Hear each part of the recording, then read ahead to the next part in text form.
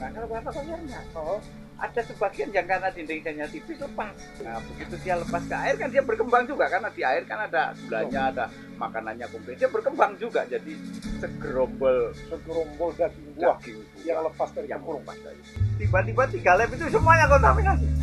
Dia serentak itu Serentak berjamaah. bersama. Ternyata ada di kultur jaringan itu namanya micromite.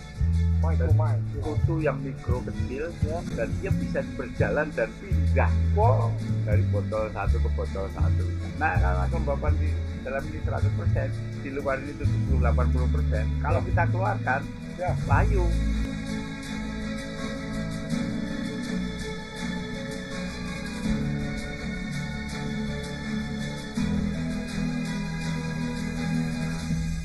Assalamualaikum warahmatullahi wabarakatuh.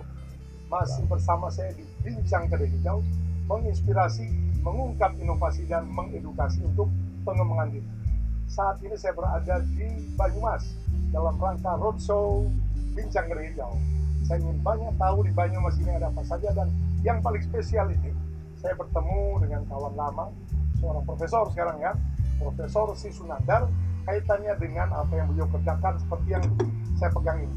Ya, ini adalah makhluk kecil ya, makhluk kecil yang nanti menjadi besar. Ini adalah palet kelapa kopior. Kalau kita pernah kemarin sebelumnya tentang kelapa kopior yang dikomersilkan, nah ini kita masuk ke dalam lagi. Yang dasarnya bagaimana menghasilkan si tanaman kelapa kopior ini melalui kultur embrio bersama Profesor Sisunandar. Makasih, Pak Is. Saya panggil Prof ya. Jangan, Pak Is. Kenapa? Kenapa kok? Sebenarnya saya dapat profesor 2019. Oh, sudah lama, 2000. Lumayan, sudah 4 tahun yang lalu. 4 tahun, 6 tahun. Ya. Tapi Kenapa? kalau saya ngajari anak kebun saya, Ya. itu selalu dibantah. Loh, kenapa? Misalnya saya suruh gali lubang Oh, 1 cangkul, oh, jarak dari pokok pohon ya, sekitar 1,5 meter, agar pupuknya masuk dengan baik. ya. Lalu dijawab sama anak yang nggak lulus SD ini, Pak, kalau saya gali tanahnya, Ya. akarnya putus. Oh, Nah, ya nggak apa-apa. Kalau akarnya putus kan nanti nyabang, malah makin Ya. banyak permukaan yang bisa untuk nyerap. Loh, kalau akarnya putus buahnya rontok, Pak. Waduh, mati. Jadi sejak saat itu saya malu dipanggil profesor. jadi Prof kalau sama yang ada ini ya. Kalah. Sama ini gimana? Aduh, argumentasi ya. Gimana nih? Oke. Tapi saya tetap panggil Prof ya. Karena mendapatkan Prof itu tidak gampang. Oke, Prof, ini kita bicara tentang, saya bilang tadi, si makhluk kecil ya, kelapa kopior, yang saya kira ini hanya atau baru sedikit orang tahu ya. Dari kelapa kopior yang kita tahu, dari buah yang unik ini ya, buah yang kita sudah lihat di episode sebelumnya, buah yang daging buahnya ini tidak seperti kelapa biasa, dan konon rasanya enak ya, dan saya kira banyak yang menyukai. Cuma dagingnya, airnya juga. Oh, airnya juga enak seperti ini ya? Iya. Ini kok sejak kapan ini Prof masuk di dunia kelapa dulu lah? Oke. Ya, awal mulanya saya bukan peneliti kelapa. Awal mulanya. Apa dong tanamannya, komoditinya? Saya lama peneliti jati. Jati justru. Bioteknologi jati. Oke. Untuk produksi bibit Tanaman pakai hutanan jati, ya. dan seterusnya. Sebelumnya melinjo, kita pakai kultur jaringan untuk produksi bibit melinjo. Nah, ketika saya mau S3, Ya. pembimbing saya di Australia itu hanya mau kalau saya penelitiannya kelapa. Tiba-tiba ya? Iya, Todong. ditodong. Harus Begitu saya sampai sana, kalau dari awal dia bilang saya nggak mau, pokoknya kamu kelapa, saya pasti bilang nggak mau. Mundur. Saya mundur pasti. Jadi sudah kadung. Sudah sampai di sana, Ya. ketika mau bikin proposal, Ya. beliau bilang, kalau kamu penelitiannya kelapa, saya ada dana untuk penelitian. Tapi kalau penelitiannya bukan kelapa, kita harus nyari dana dulu. Waduh, mati. Di Australia nyari dana kemana? Dan ini sudah tersedia dana. Ya sudah, akhirnya Masuklah. masuklah berkenalan dengan kelapa 2004. 2004 ya? Ya. Tapi waktu itu saya penelitian untuk cryopreservation, jadi penyimpanan embrio kelapa di hidupin air. Ya. Kita bisa simpen sampai kapanpun. Oke. Besok pagi kiamat dia keluarkan masih hidup. Berarti itu penyelamatan ya? Penyelamatan plasma nutfa. Plasma ya? Iya. Oke. Oh, Begitu oke. 2008 saya selesai S3, Ya. pulang Indonesia, Ya. bingung. bagaimana menerapkannya? Atau gimana? Beratnya semua ya? Bukan. Pertama, Ya. kalau kelapa biasa disimpan untuk apa sih? Di sini tempatnya kelapa. Ya. Terus yang Betul. kedua, kalau tekniknya saya aplikasikan untuk produksi bibit kelapa biasa, Ya. terus harga dijual berapa? Tidak ekonomis. Tidak akan bisa. Suatu saat saya ketemu teman. Ya. Teman itu di kebunnya ada kelapa kopior. Oh, di mana itu? Di Banyumas di Kemeranggen. Oh, Ada di teman. sini ya? Iya. Oke, oke. Dan waktu itu malah saya ketemu kelapa ginjal. Ya. Ginjal, kopior, tapi cuma satu batang. Setiap panen dapatnya cuma 2 atau 3 butir. Ya. Karena alami kan, Alami ya, 2-3 alami, butir di bawah kampus tak coba, itu selalu gagal terus, cuma 2 atau 3 butir. Nah, pas saya ngisi acara di SMA Klampok Banjarnegara, Ya. salah satu guru itu cerita kalau muridnya jualan kelapa kopior. Ya, ketemulah. Nah, ketemulah dia, terus akhirnya rutin kirim ke kampus Ya. untuk digunakan untuk penelitian ini. Lama, Pak. Nah, prosesnya gimana itu, Bro? Dari 2008 Ya. saya sudah ada background untuk kultur embrio kelapa. Ya. dari S3 saya dengan Oke, kelapa oke. biasa. Ya. Tapi ternyata ya mereka dari kelapa kopior nggak jalan. Beda. Gimana kira-kira bedanya itu, Bro? Kok bisa kelapa biasa sukses? Kopi padahal sudah disimpan lama ya. Ya kan? Iya, jadi Kopi yang masih segar. karena memang agak sedikit berbeda secara genetik kan. Jadi kalau kelapa biasa itu ya daging buahnya full penuh dan dia tidak butuh banyak perlakuan, ya otomatis dia akan tumbuh biasa. Sementara kalau kopior kalau ditaruh kan busuk atau malah embrionya juga nggak bisa tumbuh alami. Itu tantangan. Jadi tantangan. Baru berhasil itu 2013. 5 tahun. Nah, saya ingin tahu ini sebenarnya dari si embrio yang ada di kelapa kopior ini, ya, ada di buah yang secara ini nggak tumbuh ya? Nggak akan tumbuh. Nggak akan tumbuh karena memang Kenapa dia nggak tumbuh, Bro? semuanya berbeda Dengan normal. Iya. Endospermnya itu dari Ya. hasil penelitian kita sampai saat ini, Ya. dinding selnya itu tipis. Oh. Karena dinding selnya tipis makanya lembut. Oh. Nah, dinding sel yang tipis itu gampang sekali pecah. Oke. Makanya di airnya ini juga ada minyaknya. Bahkan struktur selnya berbeda, Pak. Oh gitu. Antara kelapa kopior dan kelapa. Apa yang lain itu? Bagian sel yang mana lagi? Bentuknya. Oke. Terus kita ketemu juga ternyata sel yang ada di air itu juga ada kalau kelapa kopior. Makanya jangan heran kelapa kopior kadang-kadang ada airnya. Ya, Singapura. sudah tersedot di air mungkin ya. Bukan tersedot. Apa? Sel endosperm ini kan sel, daging buah itu kan sel. Ya. Selnya itu nggak cuma kalau yang kelapa biasa, itu nempel Iya, di tempurung. ya tempurung betul. Nempel di tempurung dan Ya. dia kemudian nambah terus Ya. sehingga jadi tempurung yang keras Ya. itu. Nah kalau kelapa kopior enggak. Oh, Ada sebagian yang karena dinding selnya tipis lepas lepas dia dari ke air. ke air. Nah begitu dia lepas ke air kan dia berkembang juga karena di air kan ada gulanya, ada makanannya komplit. Dia berkembang juga jadi segerombol Segerombol daging buah daging buah yang lepas dari yang tempurung. lepas dari itu. Makanya lepas. Unik memangnya kopior ya. Benar-benar tidak bisa tumbuh secara alami. Ya, Butiran kopior itu kan. karena tadi yang kondisi yang berbeda dengan biasa. Makanya metode yang Prof terapkan inilah, Ya. ya kan? Jadi Nah. kalau pengen dapat buahnya full kopior, Ya. ya dengan bioteknologi. Caranya adalah Embrio yang tidak bisa tumbuh itu Ya. ditumbuhkan di medium. Ya. Salah satunya nanti tumbuh lama sampai segini itu 1 tahun, Pak. 1 tahun. 1 tahun. Oh, 1 tahun baru Sampai bisa segitu. seperti ini. Iya. Dia akan tumbuh lama dari kecil ukuran sekitar setengah sentian. Setengah senti ya. Dia tumbuh lama. Medianya mungkin beda dengan ini ya, Ya, cairin ya. ya gonta-ganti Gonta-ganti medium. media. Setiap bulan ganti medium. Oh, Sampai sekian ini 1 tahun. oke. Sampai seperti 1 tahun kesabaran kita menunggu. Ya, kalau nggak sabar bukan petani. Karena memang ini adalah profesor yang juga petani. Ya kan, jarang-jarang itu loh. Prof. saya lebih suka jadi petani. Nah, ini kalau lihat prosesnya, Prof, yang titik kritisnya ada di mana ini? Pada saat kita mau mengembangkan pakai metode-metode mirip PLT seperti ini. Mayoritas Ya. yang paling susah itu diaklimatisasi. Kalau dari awal justru Saya benar-benar nggak tidak. ada masalah. menumbuhkan ini Nggak ada. kira-kira berapa persen Prof? Keberhasilan? Sekitar 80-90%. Tidak dipengaruhi oleh umur buah apa semua nggak? Oh, dipengaruhi. Oh, dipengaruhi. Dipengaruhi dong. Jadi buah yang cocok itu berapa umur kira-kira? Minimal yang ya rata-rata 10 bulan. 10 bulan ya Iya. minimal itu ya. Ya sekitar 10 bulan. Kalau 11 bulan bagus, tapi daging buahnya kita nggak bisa jual. Oh, rasanya udah berubah. Sudah tengik. Di tengah ya di 11 bulan. Jadi yang tepat itu 10 bulan. buah untuk kultur ini 10 bulan. Iya. Dapat embrio yang masih oke, Iya. Dagingnya Dapat masih daging bisa dijual, airnya juga masih bisa dijual. jadi lucuan semuanya. Oke. Jadi ada proses itu. Jadi sebenarnya kalau dari awal itu nggak ada masalah ya. Nggak ada Fitrolnya itu ya. Nggak ada masalah. Nggak ada masalah.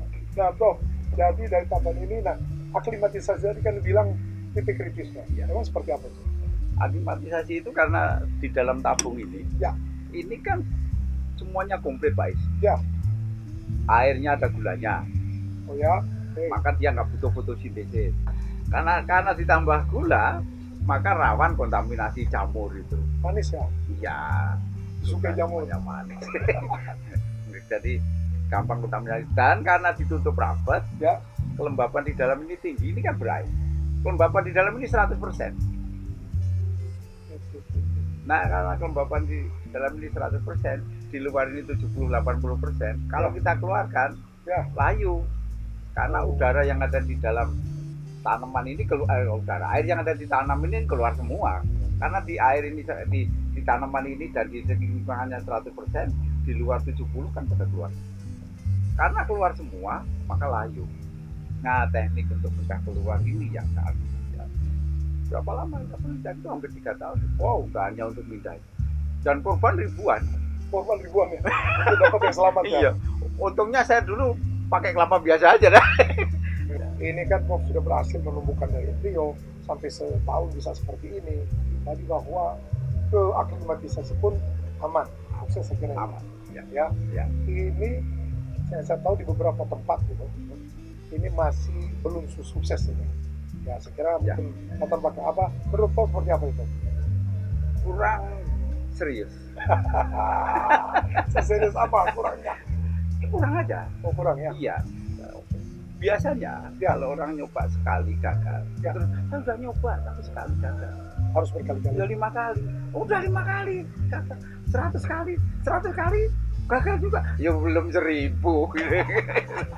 Tapi setiap kali nyoba harus diubah, sedikit ditambah atau dikurangi atau sambil berpikir kalau masuk lubang terus-terusan yang sama namanya gledek.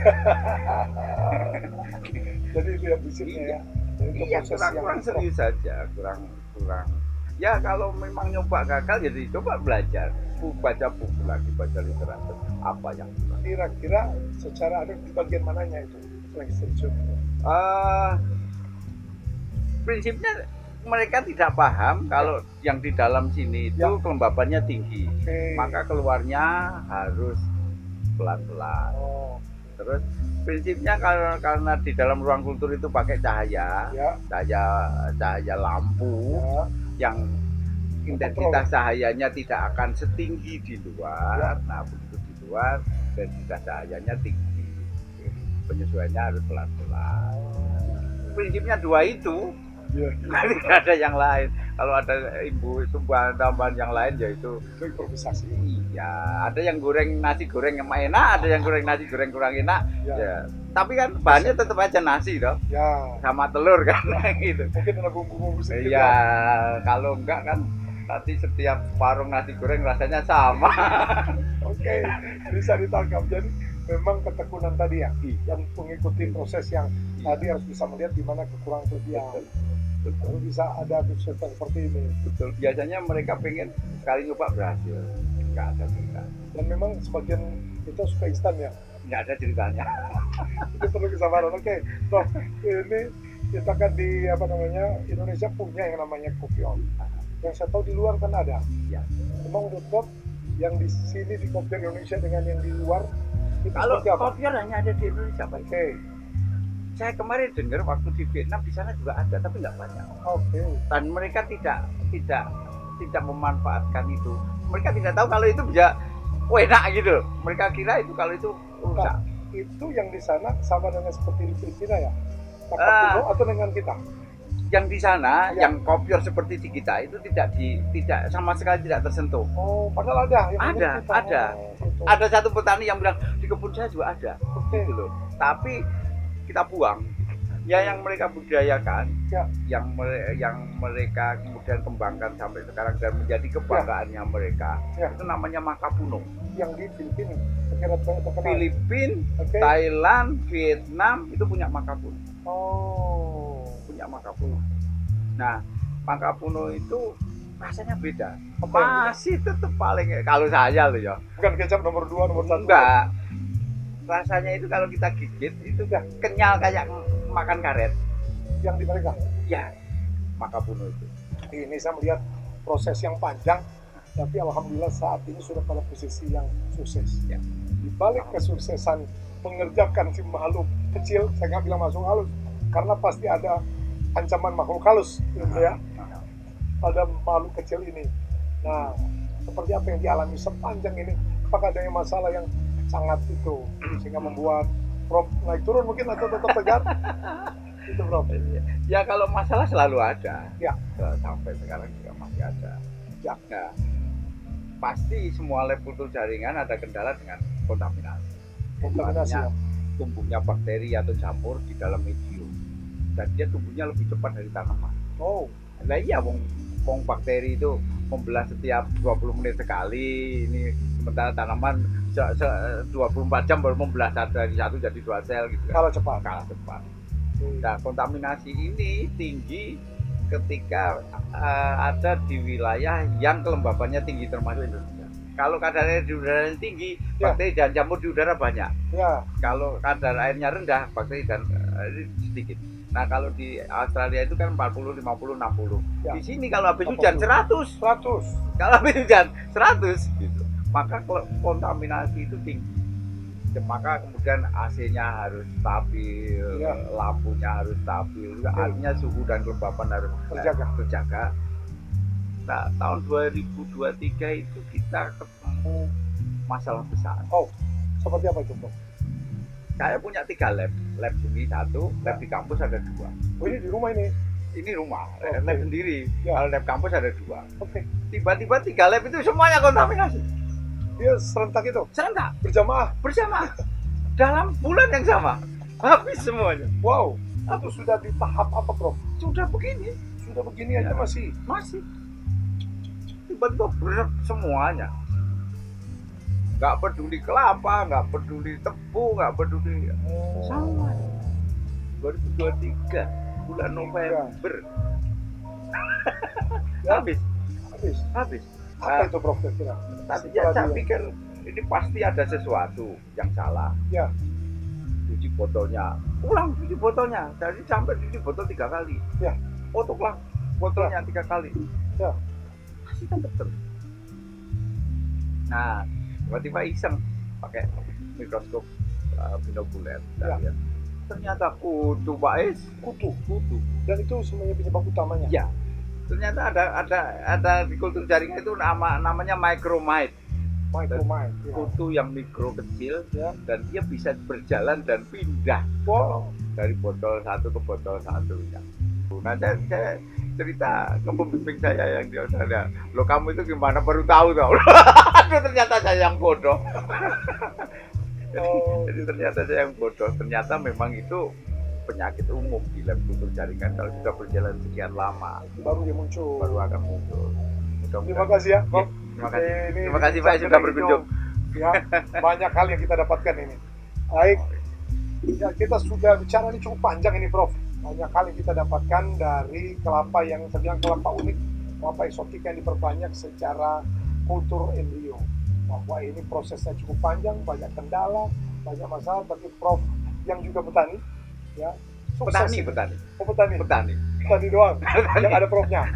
Yang sudah coba membuat ini sejak sekian tahun yang lalu, sekarang akan suksesan, dan saya kira ini akan menginspirasi kita jika bisa meniru, dan tentunya harus ada yang namanya inovasi baru untuk membuat yang lebih baik. Kita tunggu karya berikutnya dari Prof yang juga petani di Sunandar ya, untuk kita berbagi di Bincang Kedai Hijau. Ciao.